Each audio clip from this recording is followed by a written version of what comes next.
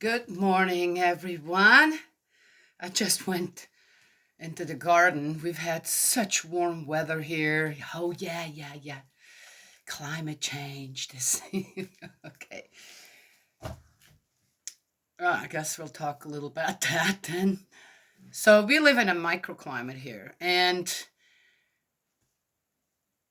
20 years ago, I remember this is the beginning of January, and it's 70 degrees out there. I mean, here I'm outside in short sleeves, and yes, and it just makes you want to start your garden, which I already did. And I will have to reseed some, and it has nothing to do with the weather, it has to do with our chickens.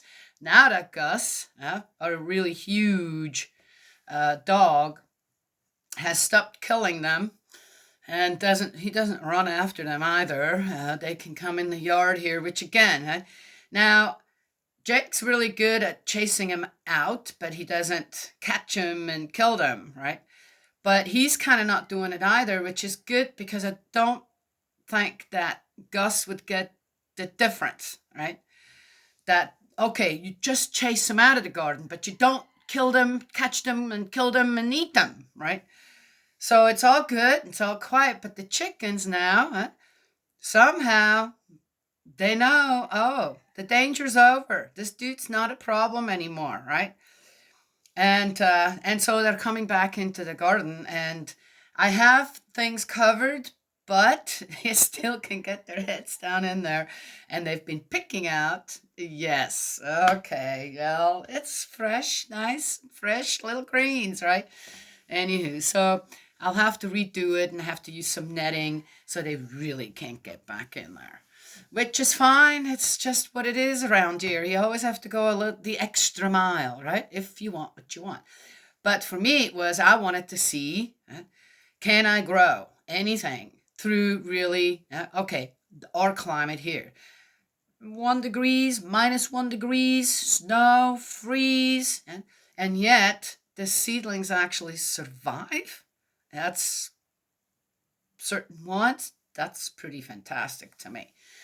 So if one even has, a little greenhouse built around it with some plastic, which I'm so tempted to do, but I want to just try out things to see how much of what do you need really, right, to protect your plants, and under what conditions do they grow, right? Regardless. So, and it was the cilantro. The cilantro is doing really well. I'm amazed. And I said, so we have this warm weather here. And again, is this uncharacteristic? Well, hello, look who's back. Oh, you're all wet. Where's the rest of the crew? But I remember that every year in the wintertime, we had days like this where you literally could go out there, right? I mean, the sun is shining, and it's like a late spring day, okay? No, not with the humidity. That's so nice. So you're not sweating out there, just sitting. And no, I'm just saying. Yeah. So we have days like that. But the rest of it is wintertime, okay? Haven't made a fire in almost 4 or 5 days. Don't need to. Have the doors open. Wonderful. Okay, does that mean there's climate change going on? Not here. Here, the weather hasn't changed. In 20 years, has not changed. Stayed the same. Some years, some winters are a little colder than others. We have periods where it's colder than others. Other years, the summers are, oh wow, a few days where you're going, I'm not working outside today, right? Yes. Hi guys. Okay, everybody's home. You hungry? I'll have to go and feed the crew really quick. I'll be right back. You hungry? Oh, take you guys with me. Makes it a little more interesting than just, Yes. Oh, you hungry? You guys hungry? You sure? Huh? You are? Okay, who's ready? Oh, well, always first. So,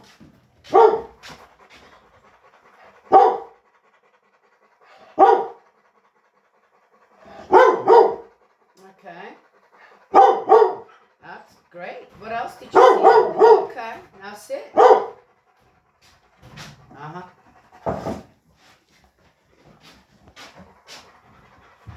Good boy. When you have big dogs like this, if you can't first calm the good boy, calm them down, ours have to sit before they get fed. If you can't calm them down, you got 3 big dogs cruising around us, and with food, yeah, so why even take the chance? So ours have to sit before they get their food. So to calm them down, and then everybody knows, oh, that's my bowl, that's my bowl, that's my bowl, right? Yes? Works out really well. So, okay. Order. I like order very much when it comes to certain things. Always when it has to do with safety. So, I've seen winners here, years here with all the seasons where certain seasons were, and it always was the season, a particular season, very dry. Okay? But it switches off. Sometimes I remember when we first got here, fall was really dry. I mean, it was so dry. We were so worried about fires, this snap. Yeah, not because they happen naturally. You wouldn't believe some people around here, that they have it, that they get into their head. Not even that, oh yeah, they want to, they're not arsonists, they're just dumbists, okay? No clue that you don't make a fire in certain places when it's that dry. Anyway, just saying. And we did have a fire it did start to come over the ridge into our property. Thank God we have great fire teams around here, all volunteer fire departments, and people that came in from other places, and they dug trenches. AmeriCorps, I think they came in and dug trenches, and the fire couldn't, right? And thank God it was underbrush fire, not one that was jumping from tree to trees, and that was another good thing. But we could see it for several days. We could see it, and it was scary. So, very careful around here. And, believe it or not, after that, we would even go out and patrol certain times of the year. There's one of them growling. No, that's my stomach growling. Patrol to make sure that if we'd see any kind of smoke coming from anywhere, even a campfire or something, we'd go and say, hey, you can't do this right now, right? Or we'd call someone, especially when you thought, I don't know, these people might not take this kindly or something. I don't get into altercations with people that you can't talk to about very simple things for the safety of others. If they look like they're going to be difficult to talk with, I got agencies to call and say, hey, we got a problem here. Can you come, please? And that usually works, right? Yes? Why do we need rules? Why do we need law enforcement? Right. Because there are people out there, they're not getting it into their head on what it takes to live together safely and to just not do certain things. All right. Now, where do they go off to? So, but it would switch out. Suddenly it was the spring that got really dry, right? Which springtime, many places in the world, that's rainy season time, right? Yes, after the winter. Then summertime sometimes, right? Get really dry as well. I mean, to the point where the ground would crack here.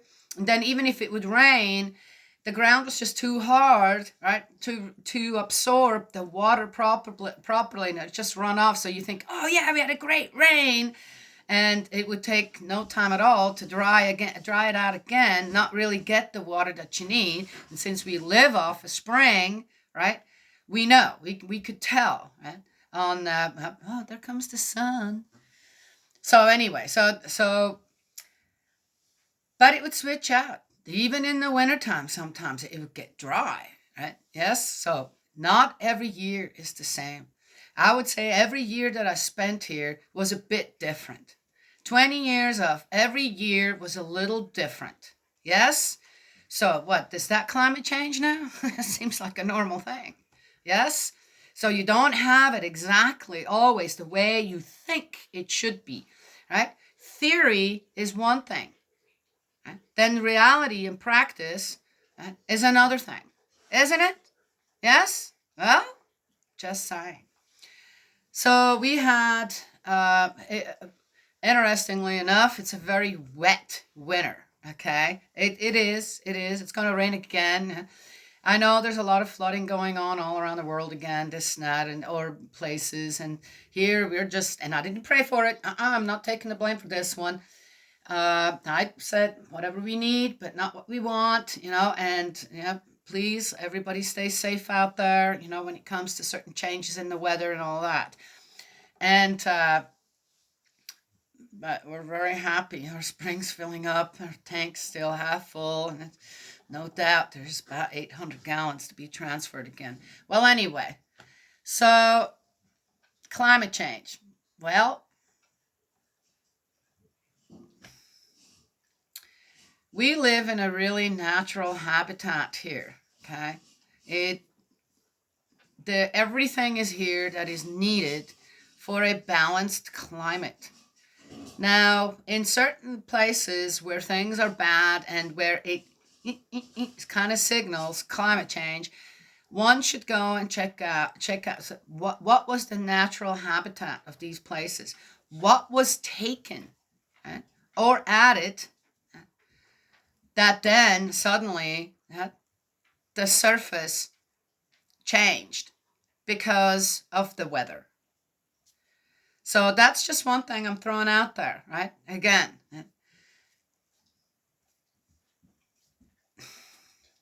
sometimes the reason we think that something has changed for the worse is because we first started it. And the weather has nothing to do with it, really, when it comes down to it. The weather's still doing exactly the same as the weather's always been doing. We're the ones who changed something that then suddenly, right, we're affected by it. Animals are affected by it. The ground is affected by it.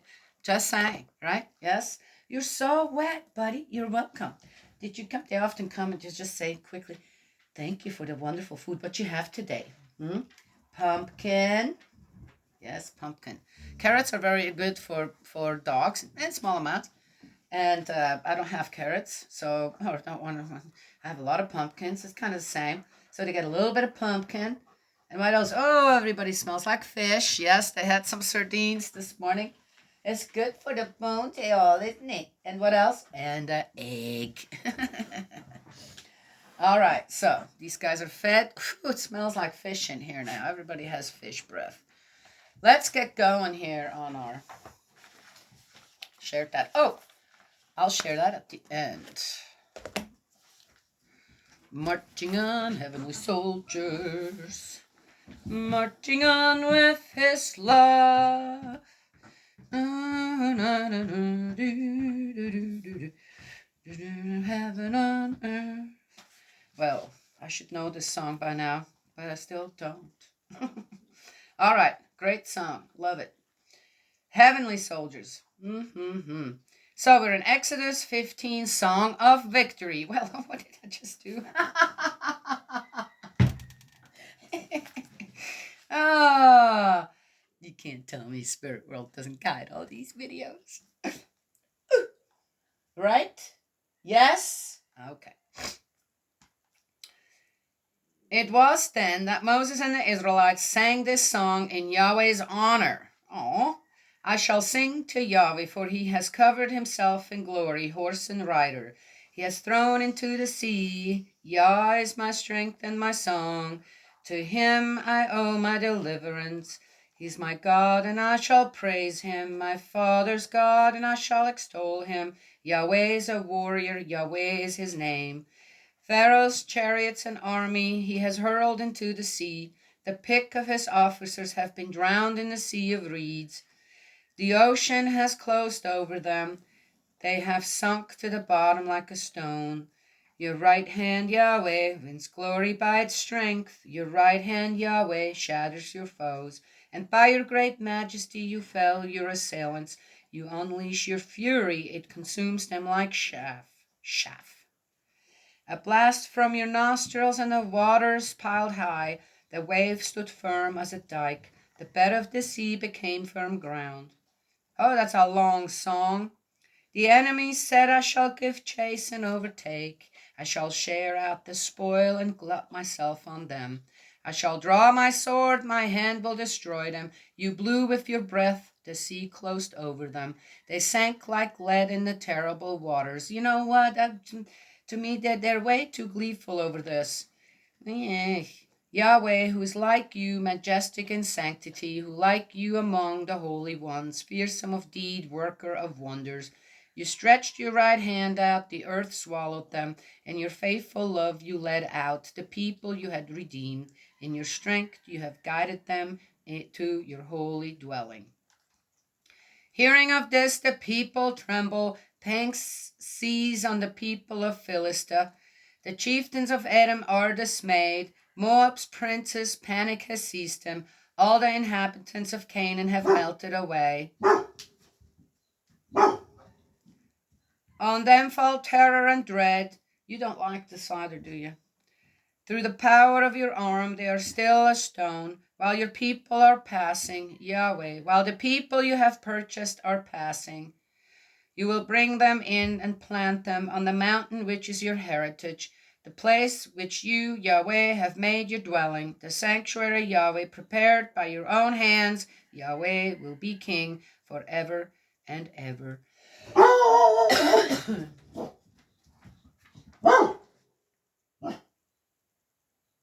Visitors already? No. Wow, what a song, huh? Yeah? Okay. Well, again, definitely this song was written by someone, and it was written according to what were their feelings of triumph, right? Yeah? Well, they didn't really do much except for they did follow and moved on, right? So much destruction they're left behind. Yeah, I don't know. Again, I don't want to be someone out there with a sword in my hand or a gun in my hand. And then somehow know the power of God is with me as well, and that's how I conquer things. That's not what I want to do. I have no desire to do that. If I can't do it with love, if I can't do it with trying to teach, right? And even if I have to start from scratch every time, I'd rather do that. Will I survive that way? I don't know. I'm still here. So again, wow. What are the people concentrating on here? What are they concentrating on in this song? What does it emphasize?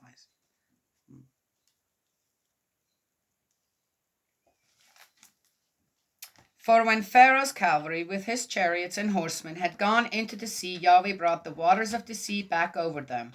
Actually, it was Moses who did, right? What did God say to Moses? Okay, now put your hand over. So, again, see, it's written in a way that people wanted to write it to emphasize the strength of God. I get it. The power of God. Don't mess with God. And then everybody was afraid around them too.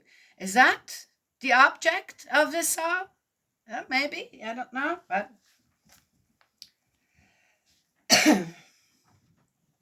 does it work? Is that how God meant all this? I don't know. Is he understood? Do we see his point of view?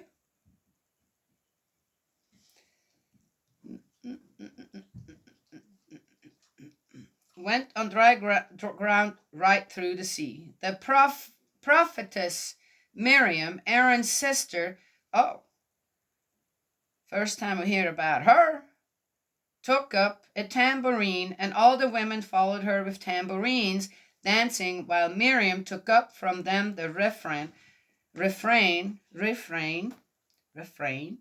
Sing to Yahweh, for he has covered himself in glory, horse and rider, he has thrown into the sea. Oh, well, I see how that works.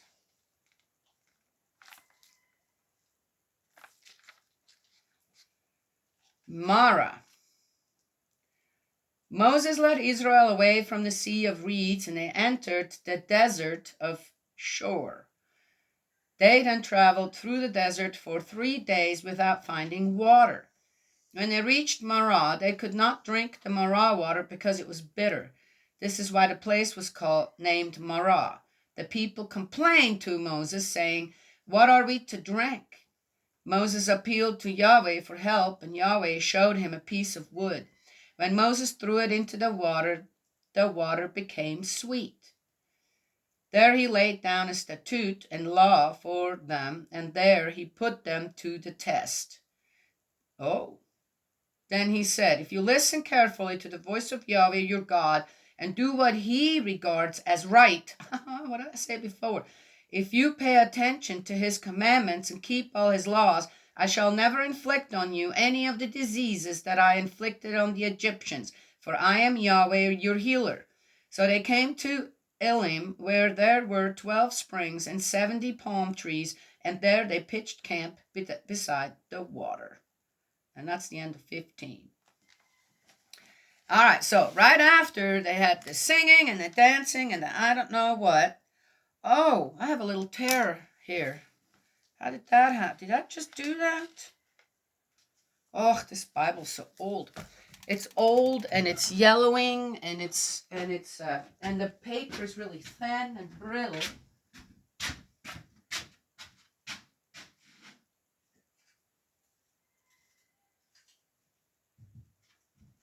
So we're going to fix that right now, rather than, right? Why wait? Just fix it. Right as you go. It takes what? 30 seconds.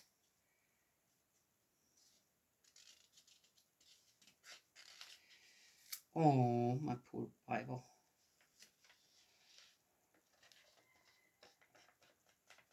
To do this, and then I don't have to worry about it anymore. There. My poor, see, I covered the outside. Oh, this page is...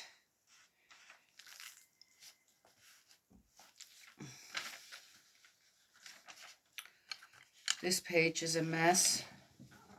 I just noticed that too. I'm not losing another page out of here. So I'm going to secure this outside part here.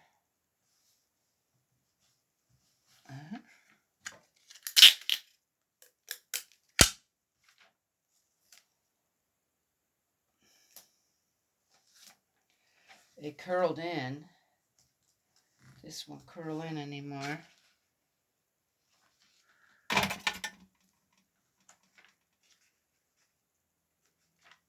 There. Well.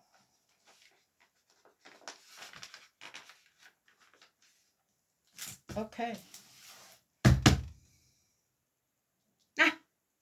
Tell you what. Unless one of my children or grandchildren says, "Rosie, when you pass away, can I have your Bible?" I'm going to be burned, buried, or whatever goes with it. I'll take it with me to the cave. I'm going to go and lay down and just take my last breath. You think that's odd? No.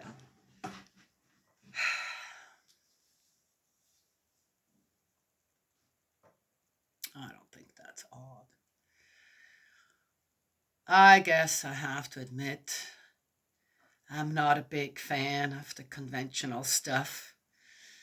The things in place for certain things. Yeah. Well, anyway.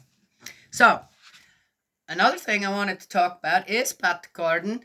And that's another kind of, I don't want to call it a New Year's resolution, but something that I would like to do more and only, really, when it comes down to it. And that is It's not that I don't want to know anymore what's going on out there. The thing is, unless I find someone or a channel, a news channel who really just gives the truth and nothing but the truth and the absolute truth, and doesn't use one side or the other side or something else for their own propaganda, for their own, then I'm not interested anymore. I'm done. I've watched enough over the last 2 years when it comes to all that, and I found that you can agree with someone 80%, 50%, 75%. It's never 100% because suddenly something comes up where I have to say, wait a second.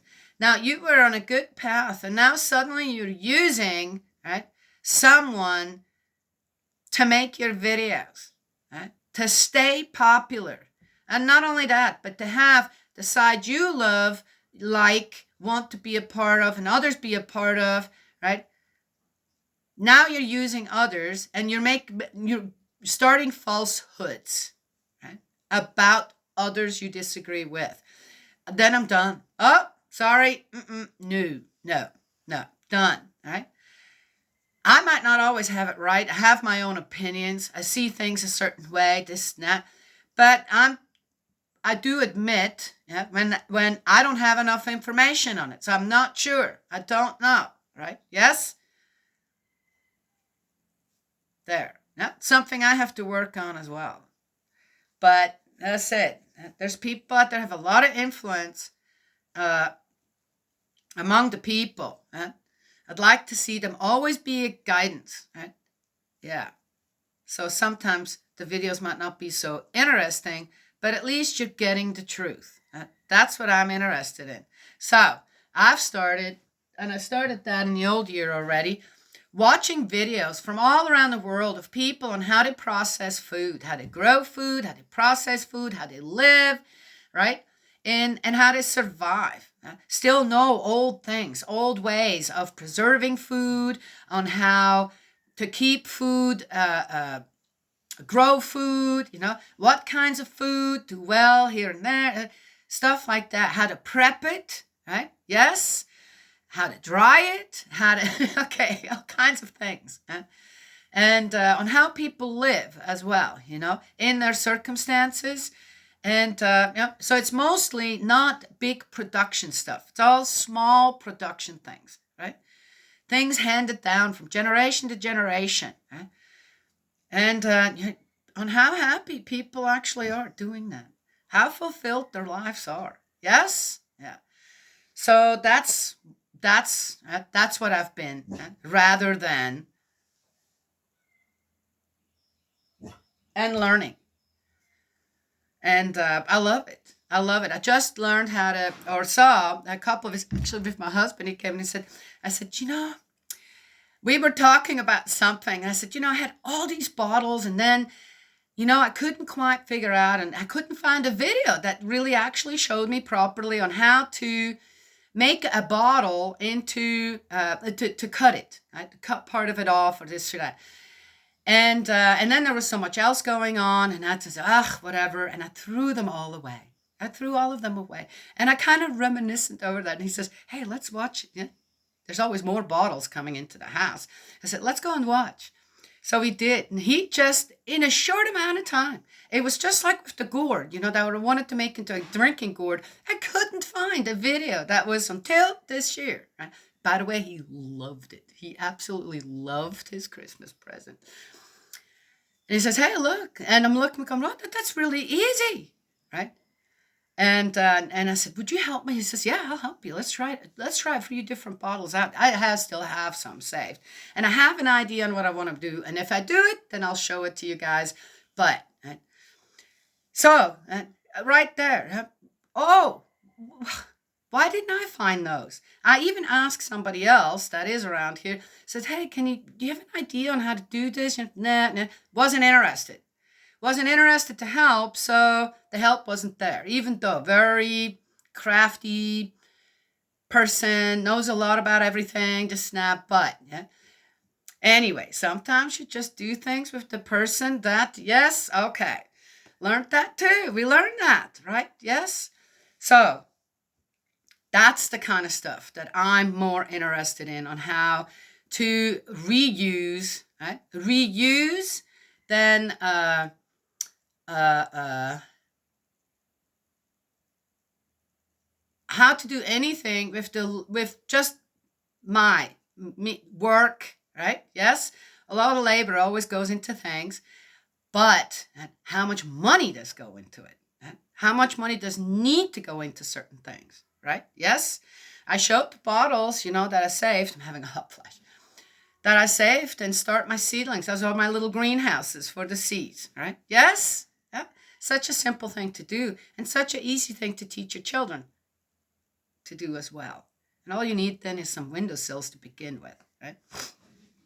Or as I'm going to do, as soon as the railings are secured, they're going to go outside. So ashes, right? Okay. Even from a campfire or whatever, save the ashes if you have a garden. And there's some plants that I'm going to tell you. Again, so I watched a video of this guy who's really amazing. Love his videos. Can't remember his name. Okay. But ashes in the garden, we have a lot of ashes here. Okay. Besides that, you can make lye out of ashes. They have to be hardwood ashes, though. Ashes in the garden. And I've always thought, oh, yeah, I want to put more ashes in the garden. But some plants don't like that. Right? So you have to be careful. But here is, first, is garlic. Garlic loves ashes. Collard greens, peas, broccoli, squash, leeks, not too much, but spinach, and even certain trees, for example, like avocado trees or peach trees. We've not had good luck with our peach trees. They're good. It's just we've had peaches on them, but the late freeze here has taken its toll every time on our peach trees. Well, is that going to help? Is the ashes going to help for? I don't know. Now, all we could do is hope and pray that, right, the blooms aren't going to come out too soon, which this weather, good, it's right? But someday we're going to have a lot of peaches on them trees. I just know it. Besides, they're great shade trees, too. And I thought, well, if which I have to write down. See, that's been floating around in my mind, and I haven't been. I'm going to check out what I can do with peach leaves and peach blossoms. Oh, I already know about peach blossoms. So if I can't get the fruit, I'm going to see what else I can use from that tree. I already know that the first tree that's going to bloom out here is the red buds. And the red buds, they have a fruit on them, okay, as well, that is like a pea and can be eaten like peas. Right? Yes? Okay. So another one out there. We have a lot of them around here. This is the first year I'm actually going to start collecting them as well and see, again, learn how to use them. It's something that's already here. Oh, there's a little wren. Where are you going? She's building a nest up there. Already? Hey, little one. I've been already hearing them up in the upper rooms, under the eaves. They're building their nests. We have a lot of birds' nests on our house everywhere. Anyway, but it's so cute, isn't it? So that's what I wanted to share. So if you have ashes, or someone that has a wood stove or something, say, hey, save me the ashes. Again, most of our ashes I just spread around because it's just great for all kinds of things to grow, right? Don't necessarily put it in my garden, but didn't put it in my garden because I wasn't sure which plants, right? So then I got distracted again. This morning I watched one. I saw it. I'm going to watch that. And got a whole lot of really good information, right? Yes? Yeah. So there it is. Right? Again, what are your strengths? What do you like to do? What would you like to do? Right? And I suggest, as long as we got the internet, one never knows, right? It's a great source of information. Yeah, sometimes you don't come across the right video right away, right? Yes? And but suddenly, if you have that desire, again, it's interesting on how our good desires, right? Our need to do something out there good, right? And not just for ourselves, but for the good of others. The knowledge that you gain in certain things, then you can share, especially if you don't just have it in your head as theory, but actually have done it, right? Yes? It's amazing to me on how we connect spiritually, even to people on the internet, when you have a certain desire to know something, as I said, in what way? And here they are. And here you're going, oh, yes, that's exactly what I needed. This is exactly the video that I needed. And then like it and give a little, hey, thanks. This is just what I needed. Thank you very much. And that gives the people who are making these videos also, again, it's not just about the views, even there. It's not just about, it is, to let them know, it is valuable what you're giving. And it's working, right? Yes? Just saying. So, what does that have to do with our story today?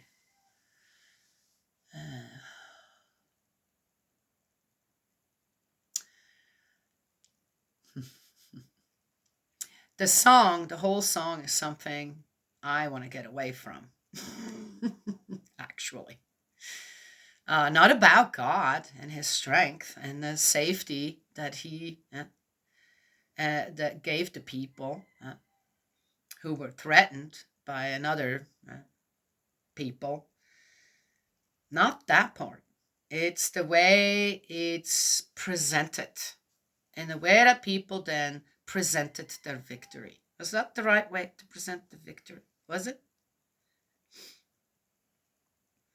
What if every time we are victorious over something that was a threat to us, right? Then we pray for the other side.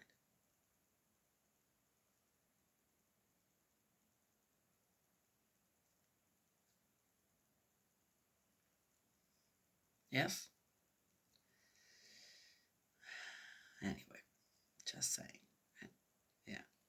But from everything that I've seen this morning, before and after, what I said before and after, right? I don't want to be a part of that kind of victory song. That's not my kind of victory song.